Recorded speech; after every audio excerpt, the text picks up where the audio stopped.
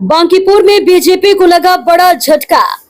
बांकीपुर में BJP back foot पर, प्रशांत किशोर का जलवा बरकरार, भाजपाइयों में मची खलबली।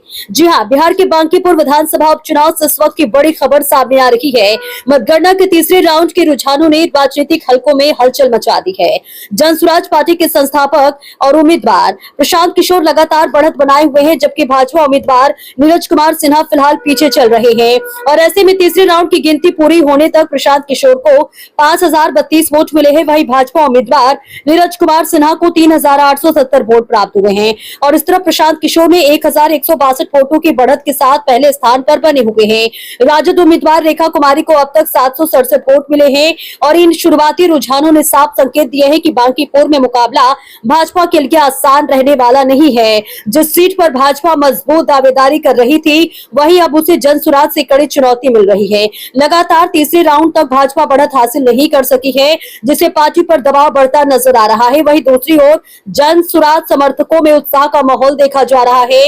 प्रशांत किशोर की बढ़त को उनके समर्थक बदलाव की राजनीति का संकेत बता रहे हैं। हालांकि अभी मतगणना के कई राउंड बाकी है और अंतिम परिणाम घोषित होना शेष है, इसलिए चुनाव का अंतिम फैसला अभी नहीं हुआ है।